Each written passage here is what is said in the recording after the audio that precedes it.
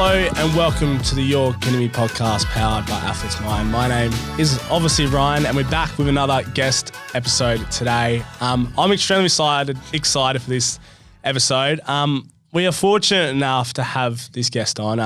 One of my good mates for a couple of years now. Let's give him a bit of an intro. So this person is a state representative in lacrosse for WA. He got drafted in the Major League Sixes to the Adelaide Red Bellies last year and just represented Australia in the under-20s lacrosse team and winning a bronze medal. Joseph Manning, welcome to the podcast, mate. How are you today? I'm good, mate. How are you, Ryan? I am doing excellent, mate. Firstly, congrats on that bronze medal. I mean, I know how hard you've actually worked for that. And honestly, I think it's a huge achievement, not only for yourself, but also your teammates and honestly the country. I mean, for lacrosse, especially in Australia, because I'll touch base on it a little bit later, but obviously lacrosse isn't a really big sport in Australia. No, and definitely not. I think just, bringing little silverware and little silverware through, even if it is bronze, but, you're versing the big old, Americans, the Japans, Canadas. So really hard teams to verse. So, well done firstly. So we'll get started. So your early life story, mate. Where'd you grow up and where did you find that love for lacrosse, especially being in Australia where, you could have gone, the cricket, basketball routes of so many young Aussies do? So grew up in Perth, down south of the river, just above Coburn Central is the term I use when someone says, where are you from? I started off, funnily enough, playing grasshopper soccer. You're familiar with what that is? Just a bunch of kids going around kicking a ball. Sort of did that for a year. And then by then I was in primary school, dabbled in trampolining for a bit. And then it was about 2014, year 4, me and a family friend actually saw it. So someone from the club that I now play at came down to school and they sort of do these sort of outreach programs to sort of get kids interested in playing lacrosse. And that's how me and that friend, she doesn't actually play anymore, but then I've just stuck with it and been doing that ever since. Do you reckon that was love at first sight, playing it at the start? Not really love at first sight, I'd say. It's definitely something I enjoyed more than my last sport, which is trampolining. It was a bit different and I had no family members that played it. My dad played basketball, tennis, mum played netball and tennis growing up. So very much a tennis family. But then I just sort of found my way into lacrosse. And because I sort of did it at the same time as that family friend, that sort of kept me in it for the most part and kept me wanting to keep coming down to training and playing again another season. Awesome. Love that. So did you sign up that year? Was it a year later? No, it was that year. That year. Awesome. Yeah. So it was just put your whole cards in it, just left trampolining behind? Yeah, well, I sort of stopped trampolining for a year just because I stopped enjoying it. Funnily enough, someone who I play with now actually did trampolining around the same time that I did trampoline, but didn't remember him, didn't know him at all. But it was actually our parents that were like, oh, you did trampolining with my son. And then, so here we are playing lacrosse together. That's really wild. So with obviously growing up, were you always good at lacrosse? Do you believe, or because you started that little age a little bit later, probably not too later, but not at the beginning level? Do you think you find it harder to adapt to that start? Well, when I first started, I was definitely not the fastest kid, the strongest kid, the most skilled kid out there. There'd been kids playing since they could almost walk on who played with my team, because his dad, one of my good mates who plays on the team, lots of people at the club, their families revolve around lacrosse. Their dads played, their dads played, and then that's how they get into it. But for me, it was very much a fresh start, never had a stick in my hand. I wouldn't say it was natural talent. I definitely worked for it, but yeah. Unreal, mate. I mean, obviously, you send me videos on Snapchat just throwing at the stick constantly. And always. Look, I do admire that. I mean, it just shows you how much hard work you've actually, put in, especially, I've known you for about 3 years now where I just seen you from the start to now. You've just put so much hard work in, which is just really good to see. Yeah. So, obviously when did you actually realize you can make lacrosse at that high level? Like, was there like a certain time when you look back when you're like, hey, I could actually do it? Definitely a highlight was 2023. So before COVID hit, it was 2019, and the age groups in lacrosse, they go from like in club, it goes like under 11s, which is like you can play sort of at any age. Well, there is another form of lacrosse. I forgot the name of it, but it's like without helmets, you're just basically learning how to throw, learn how to catch, and run around. That's pretty much it. Sort of like what grasshopper soccer is, like you're just running around kicking the ball. And then, so under 11s, then you go to under 13s, where you sort of have a harder ball. So under 11s, you play with this sort of rubber pink ball, and then under 13s, you go to the proper ball, which is like a hard, solid rubber ball. Then you move your way, 15s, 17s. So for under 15s is your first time you can sort of make states or represent your state. So WA has two teams, the Northern Thunder and the Southern Braves. I was fortunate enough to make the Southern Braves. However, did not make the team originally. I was brought in, or I was an alternate per se, like someone got injured. Like a trainer? Sorry? Kind of like a trainer, like emergency player? Nah. Oh, So no, I didn't make the team, got cut, or like there wasn't a cut really. It was just like, you didn't make the team, you did. Someone got injured, like right before they were about to go away. And then I got called up. They were like, Joe, you're next best defender that we need. So if he hadn't gotten injured, my story could have been very different. Yeah, wow. But then moving on to 2023, which I'd say was the time I was like, okay, I can actually go all in here and play for Australia, was after the under 18 WA or national or like, sorry, the WA like under 18s tournament where I represented for WA and got MVP and All-Star for the second year in a row. Nice. At that point, I was like, I'm like one of the top 3 defenders in Australia who's under 18. Like, I have a real good shot here. So. Oh yeah, that's so good. Did you have like a really big role model, do you think, growing up that could just, inside lacrosse, but also, not even a part of lacrosse? Definitely inside lacrosse. Probably everyone at the club definitely had a major role, and even some of my coaches, state league coaches now, definitely played like a big role in sort of pushing me and letting me know what I can achieve if I sort of tried my best. So love that. So yeah, we move past that. We go to your early lacrosse days. So your East Freo Lacrosse Club. Yep. East Fremantle Lacrosse Club. East Fremantle Lacrosse Club. How did you find that junior lacrosse experience like at East Freo? So through under 13s to under 17s, you're really with the same group of people like who were like working their way up. But because the ages are sort of split, like you get an older half of like a year group and then a younger half of a year group, we sort of ended up playing every like second or third season once a group of guys aged up, sort of having like a team with just like bare bones enough. Like all our good players were gone on to the next grade. So we had like a dud year per se where we didn't have a chance of winning anything. But no, it was definitely not the highlight of my lacrosse career. Like there's been people that have started playing lacrosse and they've gone like straight into Div 2. Like they haven't had a chance at juniors so they're playing in like the second league, learning how to catch and throw and everything.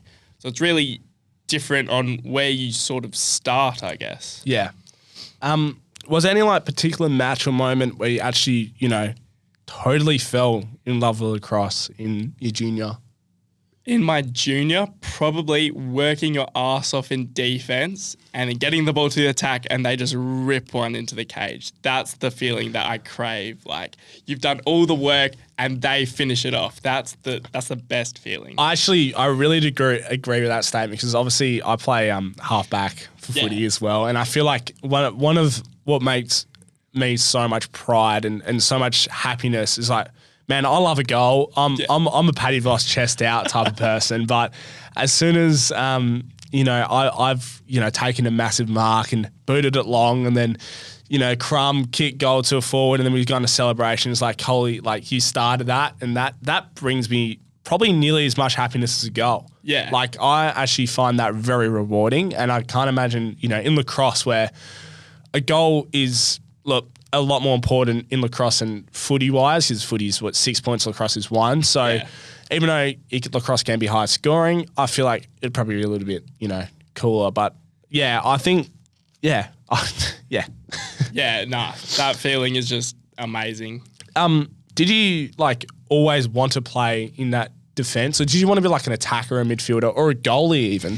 Well, I actually started off in under 11s as a face-off. So the face-off is sort of how they start the ball in play. So you sort of get down with your stick sort of sideways, and then you're ready to clamp the ball. And the opposition face-off is trying to do the same. So it's really whoever's fastest, or if they get it first, there's ways you can counter him, or just nudge your elbow into them, throw them off balance. But that's how they start the ball. So that was me in under 11s, taking all the face-offs.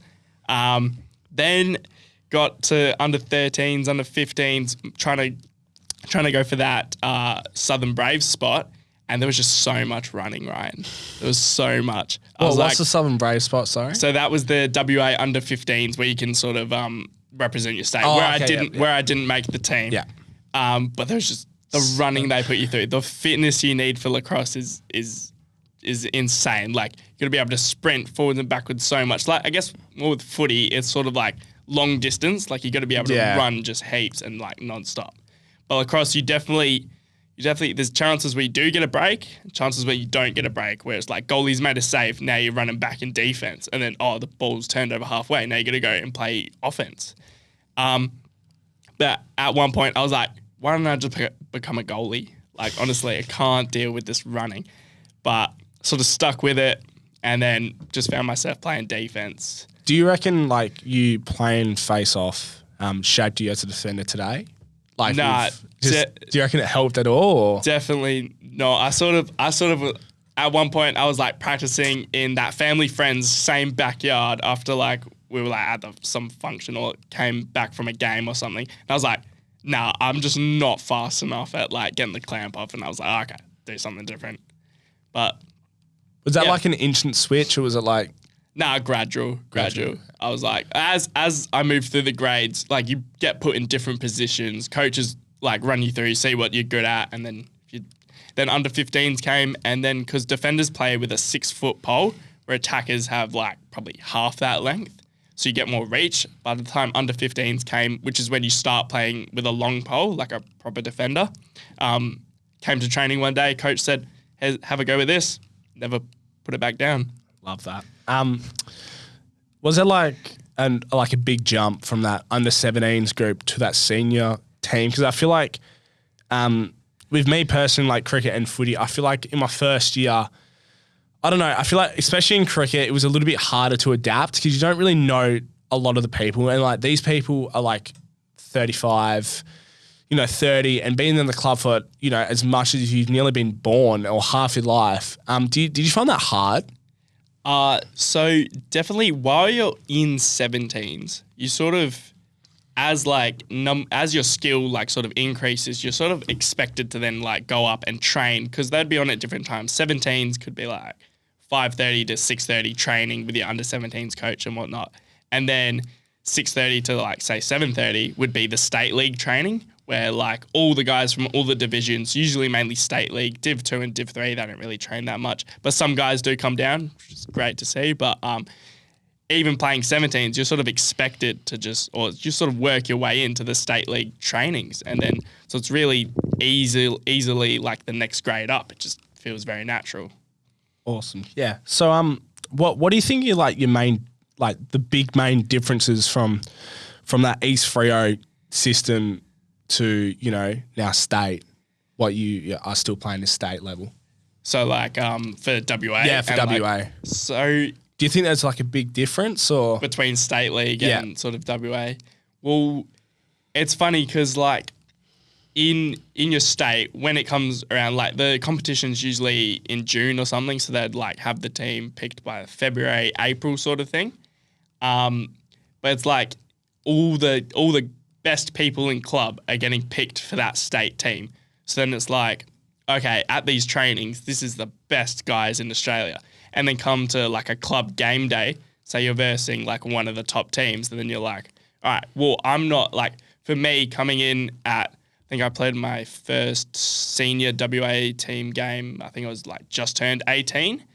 I was like, okay, I'm not even guarding some of the top guys on their team at club level, but then go to WA senior men's. They're on my team now, so it's really different. Like, sort of playing with them and around them, it just makes you better. I feel because they're all the top guys. You're just sort of feeding. You just sort of like lift up. And yeah. We'll move on from that. We'll do some mindset questions. Like, what was your mindset going into versing the best people in WA? So, versing the best people, in WA, you really sort of get to know, especially because it's such a small sport, you get to know who you're playing, what they're good at, and sort of like the scouting aspect that comes natural. Like, I'll be thinking of a player who I'm playing on as the other team as their name instead of their number because you sort of know everyone. But yeah, it's very like you sort of got to go into it knowing what they're going to do. Yeah. Yeah.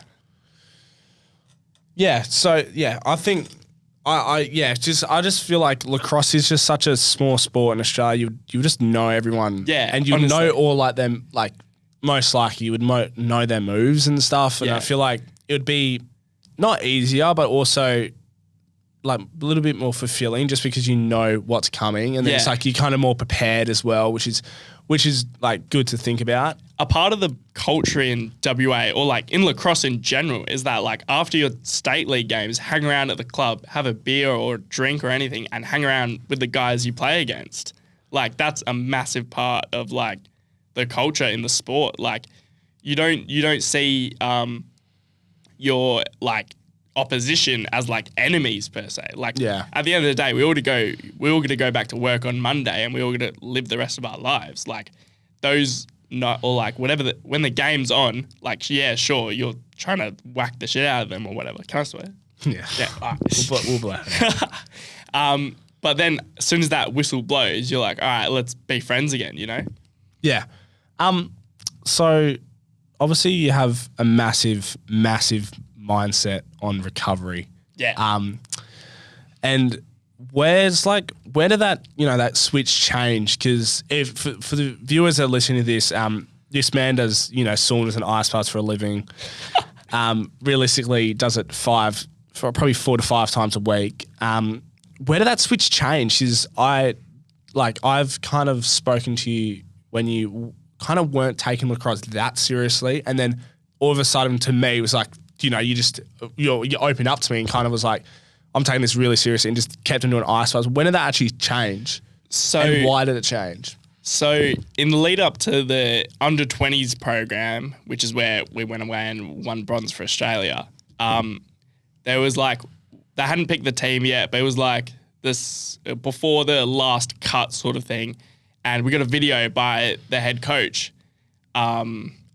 And in that video was like a breakdown of like, this is the time to go like all in, like we can like, there's an incredible opportunity to represent Australia here. I was like, why not? Like, and he definitely had that, had recovery as like the biggest sort of factor thing. So I was like, why don't I go all in? Why don't I give myself the best opportunity to make this team and to represent Australia? And so that's really where it came from. Love that. I admire that. I mean, you're just so like on the right track always. And this goes to my other question. How do you stay on the right track when, like, for example, like you went, 9 months without having alcoholic beverage? Yeah. How do you do that when being such a young male it was really hard. I mean, for you, I reckon it would be hard. For me, it would be really hard trying to be sober and, staying on the right track, eating healthy.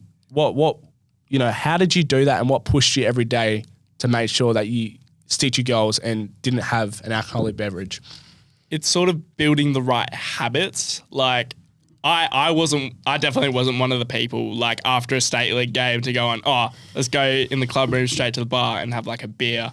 Otherwise like bottle of Gatorade I'd buy, or I'd just take my bottle of water in there.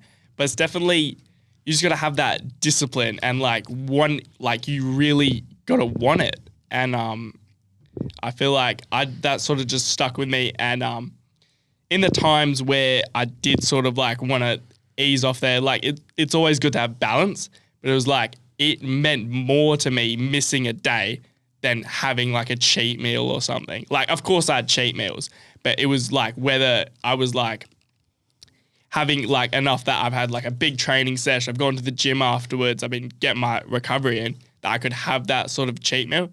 And because I'm like burning all these calories, I'm like, okay, I actually need it. And like, yeah. Just find that balance. Yeah. Realistically. Yeah. I mean, and that's the goal. Yeah. I think with a lot of people, where I think some people really find it hard to have that balance, and some other people, you know, like yourself, find it really easily to have the balance between, hey, you got to work for it, and then you get reward afterward if you do. Yeah. So I think, that's very good from you, mate. But we'll move on. We'll move on to a little segment. I don't know how much you know about the York Academy podcast. I know you know quite a bit of it, but we do rankings. We do rankings on this potty, quite a bit.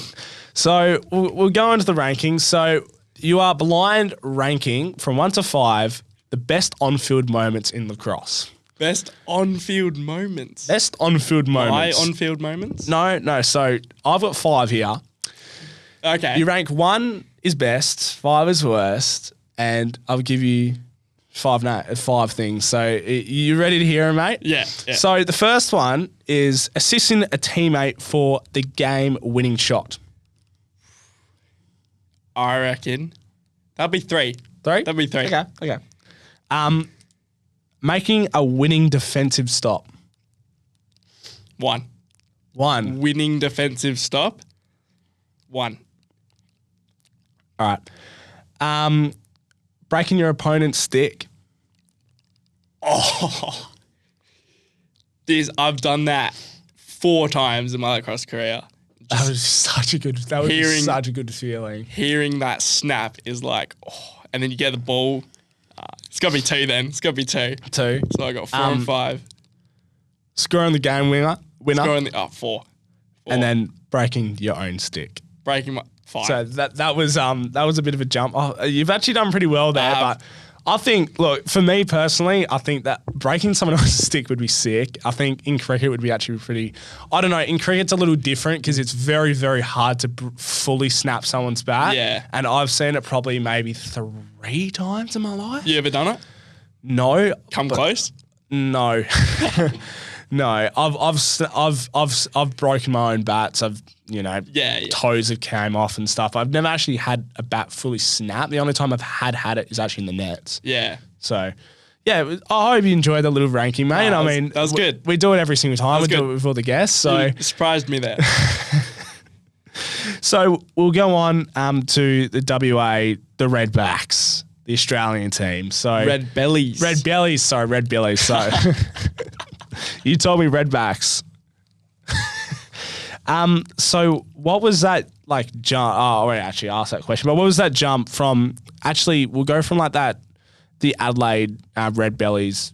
What was the jump from WA to that? Do you reckon it was a bit of a like, not disrespectful way? Was it a downgrade, or do you reckon it was about the same level? For me, being a defender, because that MLS Major League Sixes is a whole different format. So that's the format that they're going into the Olympics with.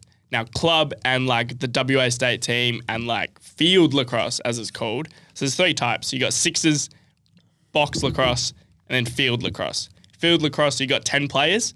Sixes only has 6. So they basically got rid of the defender position, and it works in a way similar to basketball.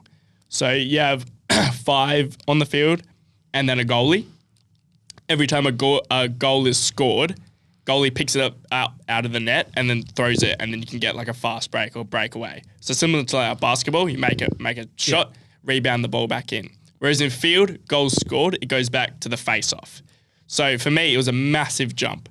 Way more running than field. You're like constantly, there's no stoppages unless the ball like goes out, or ball misses the goal, and then it's a turnover unless the goalie hits it. and there's a shot clock. So you got 30 seconds to score from when the goalie passes it. So it's really quick. Is that was that the Adelaide? This is the Sixers, Adelaide. Wow. That's going to be the Olympic version. Yeah. Yeah. So lacrosse has it always been Olympic? Sorry, I'm not 100% sure. Has it always been Olympics, or is it just coming back in? It was in the Olympics like 19 something, and then they brought it in for Los Angeles. Oh, nice. So, and then hopefully Brisbane 32. Oh, fingers crossed, mate. Yeah. So how was our overall experience? You know, going over to Adelaide. How many weeks was it? Just 1 week. Just 1 week. So the whole tournament was 1 week, or was it like just full one? On it. So how many games do you have that in? How many games do you have in that tournament? So I think we played every team once, and then on the last day we had to play 3 games to make it, or we had to play 2 games, win both of them, then play in the grand final, and we did that, but then lost in the grand final to the Perth Manta Rays, which I'm sure they'll be running it back again this year, but. So in the lead up, you sort of all 5 coaches are picked, and then assistant coaches, and then you put your name down and you can get drafted. So you put your skill, what teams you've played in before, how long you've been playing lacrosse, what position you normally are, and all that sort of thing. And we had a combine before this draft happened, and the coaches, that was all recorded, and all the coaches could view your sort of clips and your shooting and stuff. That sort of happened. And then I got picked up in the under 20s round of the draft that they set aside. They also set aside New South Wales and a Queensland round of the draft, because the 3 big states that play lacrosse is South Australia, WA, Victoria. Rest of the states don't really bother it, apart from a couple people in New South Wales and Queensland.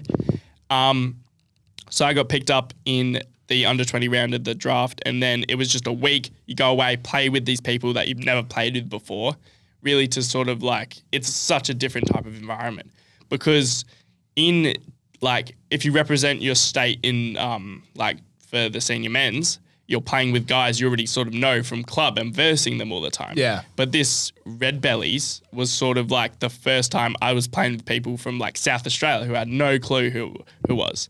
And you really don't get to play, you don't have that opportunity unless you go on to play for Australia. So it was really good.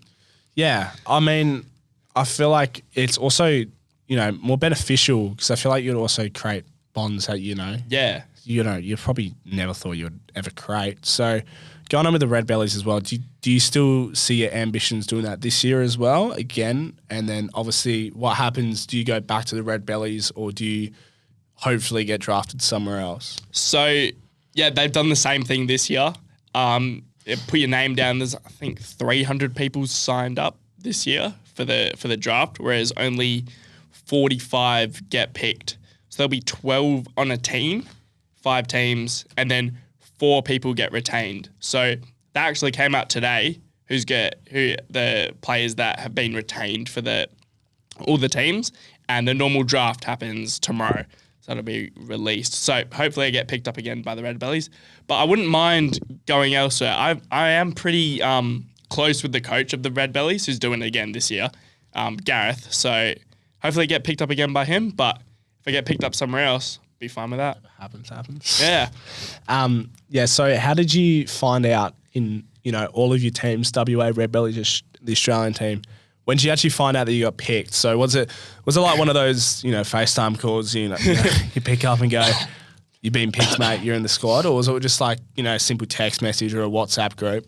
So it sort of like differently. For one of the WA senior men's teams, I actually found out because of the they released it on social media, and then I saw the email afterwards. So I found out through social media. For the Australian team, we sat down on a FaceTime because we got down to a point where 3 people were getting cut out of would have been from 27 down to 24. So 3 people wouldn't have made that team. And then there would have been 4 alternates. So it was a FaceTime call with the head coach and defensive coach. And it was get straight to the point. You've made the team. So yeah. I would have dropped it. just go straight to the point. Yeah, that's how it was. What was your like corners. initial emotions? Is obviously look, red bellies WA is good, but Australia. I want to focus on that more. Yeah. What was the main like reaction to that? It was just like, oh, all this hard work. And who'd you call first? Who'd I call? So I don't remember actually, but so that feeling is like I was just like all this hard work has just like been worth something, and then I told like my parents were there with me for the call. We had to have a parent there to or like someone there to be with us, and then probably just told the rest of the family, chucked it in the family group chat, like made the team, going to South Korea. Hell yeah. I mean, I remember you telling me, I think you said, I can't remember. I remember you telling me, and I think I was one of the first people you told. Yeah, definitely. And I was like, holy shit. Like I was, pardon my swearing, but I was very like, honestly, I haven't really felt it before. Like, I've felt it a couple of times, but I was extremely proud because not only, you know, I'm a good mate of yours, but also I feel like I've seen, you know, what's happened, you know, in the past like year and all of the stuff you've been through, and then also all the stuff, all the hard work to bounce back from all, you know, struggles and stuff you've had, and then to bounce back in a positive way and to literally hit the nail on the head and not just, you know, put it in the, just destroy it completely and, you know, do that. I was so proud. And to see, you know, you excel and, you know, obviously win that bronze medal, it's something that you should be very proud of. So, thanks. Yeah, I know that's a little touch in the heart, but so do you think when you were like in that WA team, do you think that helped you a lot in your selection for the Australian team? Yeah. Or was it more the red bellies? Definitely more the WA team, because sort of red bellies was like I was playing a different position. It was sort of like I signed up to be like, oh, it'll be good for my fitness, like keep me running like towards the end of the lacrosse season, because by the time the Major League Sixes happens, club season's over, and then it sort of happens in like mid-November. So I was like, oh, this will be great. I'll keep having a stick in my hand. It'll give me like another reason to go on runs and stuff, and like just keep my general fitness up. But again, playing a different position with like a different group of guys was like, So I definitely think the WA senior men's team and all the WA teams I've played in sort of helped me more. Just being around like our defensive head coach, Ashby, he was actually on the team that I played in my first time. No, it would have been my second time when we won it for WA here in Perth. He was on the team as a defender, so he was also coaching me at the same time. But then we were playing for WA he was my teammate. So that was really good to sort of work off in like a different environment with him. So yeah. Yeah. Yeah, that's a good experience, mate. Honestly, that would have been so cool. But obviously, we'll go on the main factor, the Japan tour. I mean, bronze medal. I mean, show it to the camera, mate. Yeah, I think it's a pretty nice medal. It is. It's a pretty bit like heavy. It is very heavy. I mean, even when I look at it, I mean, it's bigger than my hand. So theoretically, it is a very big medal. When he put it out in the car park, mate, I did get very proud as well. Again, I just yeah. But firstly, how was that experience as a whole? I mean, I think it would have been amazing. Yeah. I mean, I've been to Japan personally, and obviously was in South Korea. Yeah. I love Japan. I think Japan is probably one of the best places that I've been to. Yeah. And I loved it. I've got so many stories. Definitely. But how was your personal lacrosse experience over there? So it sort of all kicked off when we landed in Hong Kong. We were all there as a team on the flight to Japan. That's sort of where we're all in our Aussie gear, and we're just all there as a team, like finally after these 14 months of training in different states and stuff. Then we were in Japan for a week. We were doing like 2 a day. So we trained in the morning, had like a game at night, like a scrimmage against Japan and Canada we did. And then sort of like getting to know each other, working through our defensive like patterns, working through our attacking strategies and all that. It was sort of like a real like get together, because we had our last camp, I think it was in April, with the final team. Actually, no, it would have been in March, April. We had the senior men's tournament in Melbourne, where we, as an under-20s team, went against WA, South Australia, Victoria. We managed to beat Victoria, which went on to win the tournament. So we had beaten the team that won that tournament, which was a really good result. And then off the back of that, we were like, all right, guys, heading into Japan, into Japan, we're going to be the most like cohesive team like that the tournament had ever seen. And then Japan was amazing. And then that build up into South Korea was really sort of pivotal in our result, I think. Like all the guys there, all getting to know each other. And just like, I had this one memory, like being like arriving at the airport and seeing the like buses that we had that had like Australian under 20s team on it was just that moment where it was like, all right, this is it. We're all a team here. Let's go win this bronze. Or yeah. Wow. I mean, that would have been so sick. That jump from, obviously, I asked you that jump from your club level to state. That jump from state to now Australia. Yeah. Was that a jump? You know, obviously, would have been big. Did you anticipate it to be as big as it was, or was it not as big as you thought it would be? It was not as big as I thought it would be, just because, like, so the under-20s team is, or like formerly known as the Crocodiles, and then you have the, like, senior team, which is the Aussie Sharks. So, like, most of the majority of the people in that WA team, or like a handful, had played in the Sharks team. So they were already like having played for Australia like 2 times at that point. So it's really like you feed off of them and it sort of makes it less of a jump almost. Like you very ease your way into it, I feel at least. Yeah. Yeah. That would have been, yeah. Because I just feel like as much as it would have been a big jump, I feel like, you know, you've just carried yourself a little bit and anticipated it, which is good as well. It's like you're not going into it, you know, blindsided. Yeah. So I feel like that would have been good. What was it like competing at that international stage? Like, was there a lot of, like, especially more, you know, the group stages kind of, and then also going to that bronze medal match? Was there a lot of people? Yeah. So how many people? What was your biggest crowd, you reckon? Biggest crowd was definitely the bronze medal game. Like almost the whole stand was just green and gold. Like people's parents came over. Like heaps of people. Like it was like almost like 3/4 of the field length in stands was like maybe like go 10 rows back was just all like Aussie supporters. It was amazing. And then in the pool stages, so the team we beat in the bronze medal match, the Native American team, the Haudenosaunee, we played first in the pool play, beat him in overtime. That was a great moment. Like that celebration might have almost been bigger than when we won the bronze, because that was like, we're in it. We beat this team. We just beat him.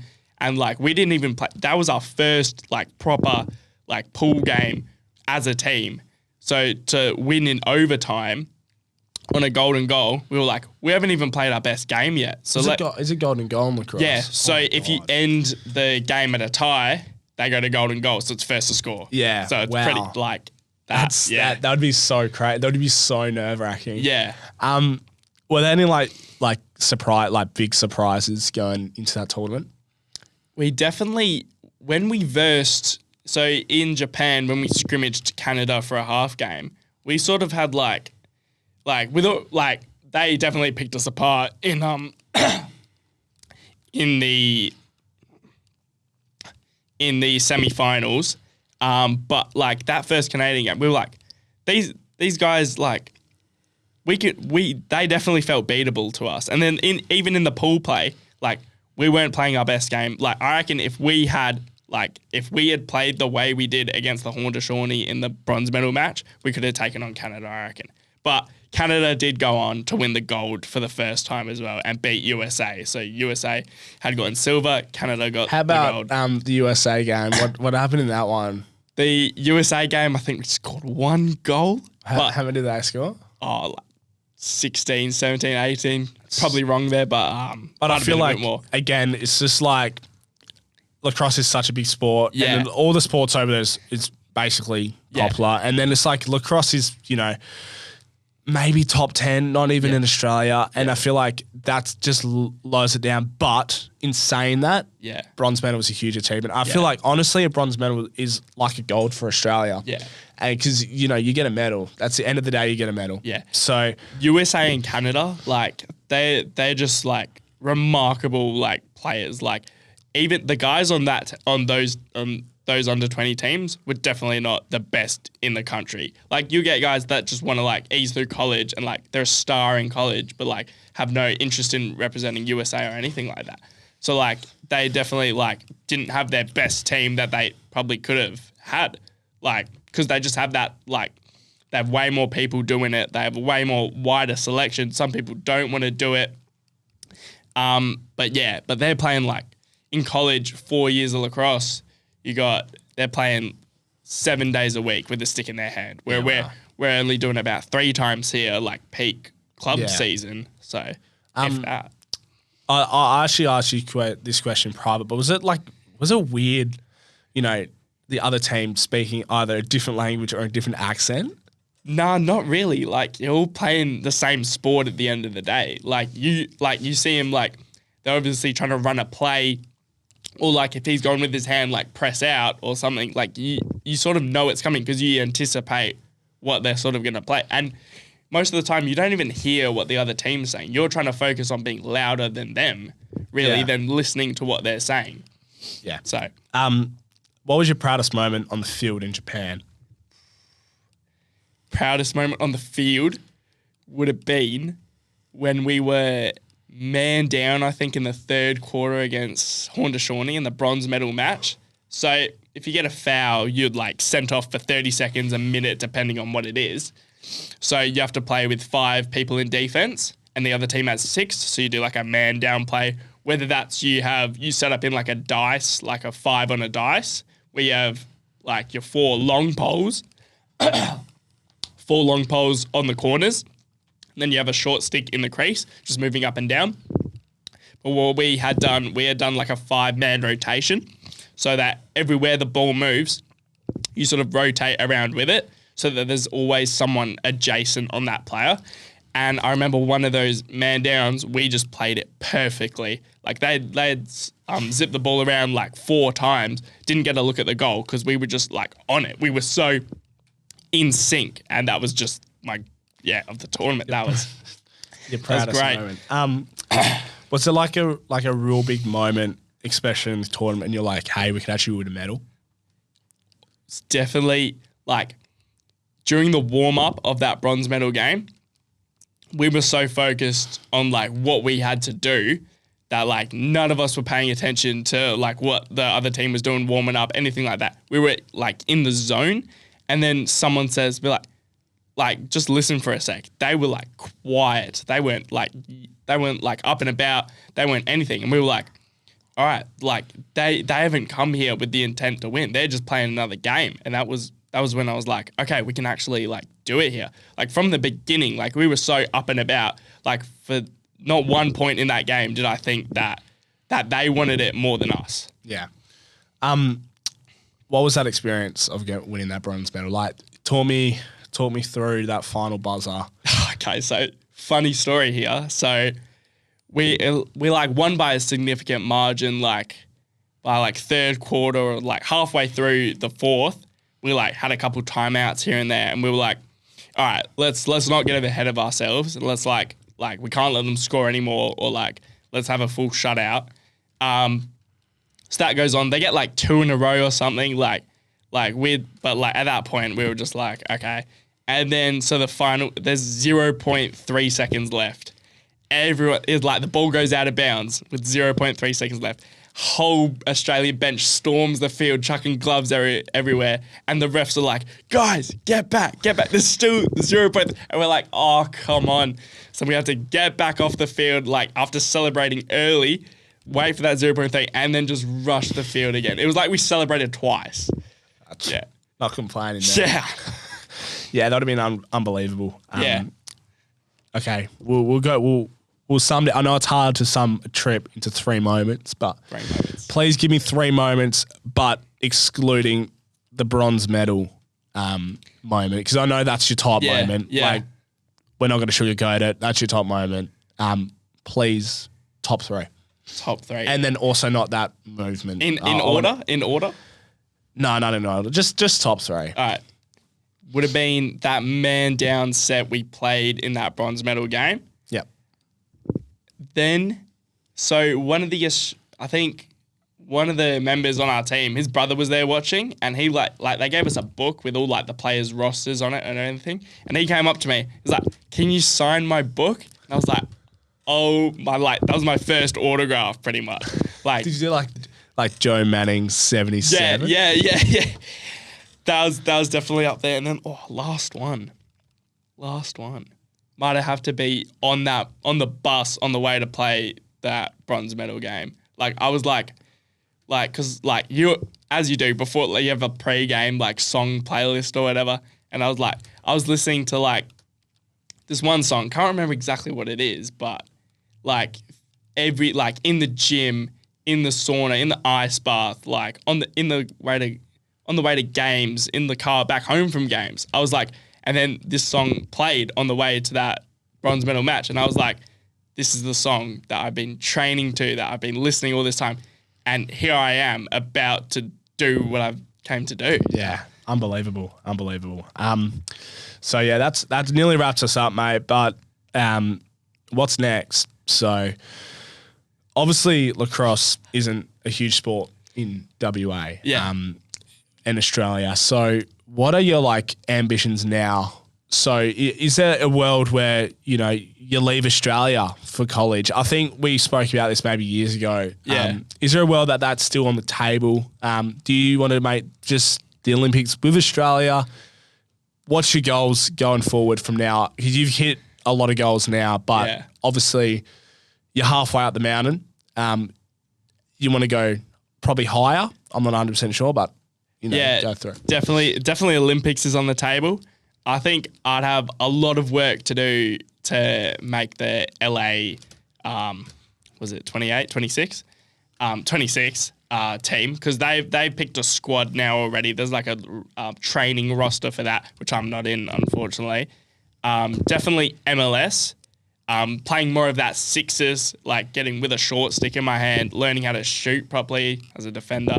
Don't do that very often, but definitely Olympics. Definitely playing for the senior team for Australia, like the Aussie Sharks.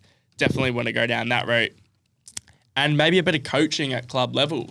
Maybe next year, like have an under-15s team or something. So, all right, So do you reckon? Okay, you already answered that question. You will move out of Australia eventually, do you reckon, or do you reckon it's maybe?